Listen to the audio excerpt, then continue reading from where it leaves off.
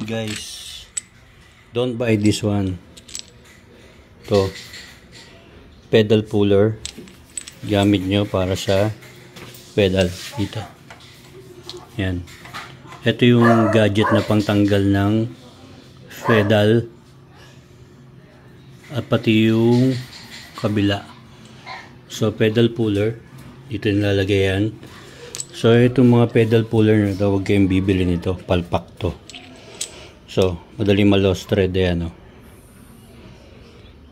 Ayan, madali ma-lost thread. Ayan, bilog agad siya.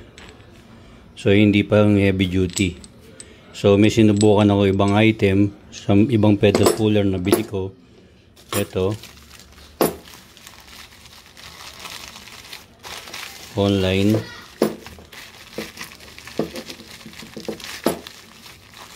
Ito siya.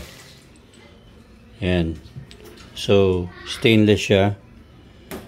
Mukhang heavy duty. Ayan, hindi agad nabilog, nagamit ko na siya. So yung thread niya maganda. Ayan, mukhang magtatagal. So sa liwanag. Ayan. So buy this one. Medyo pricey nga lang, pero I suggest this one is good. Mukhang tatagal siya. Ayan, pedal puller. So another gadget, another day. So wag kayong bibili nito. Itong black, color black siya. Ayan. So wag kayong bibili, malambot lang yung metal niya. Ayan, oh, bilog agad.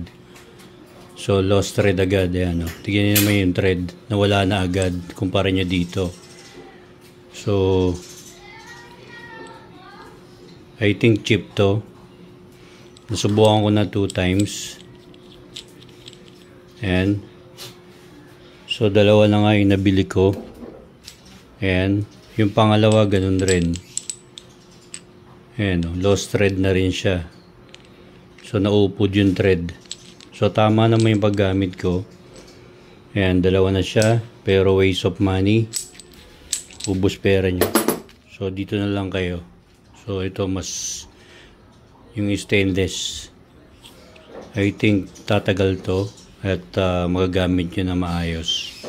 Hindi agad siya may bilog, hindi agad siya malo-lost thread. Okay guys.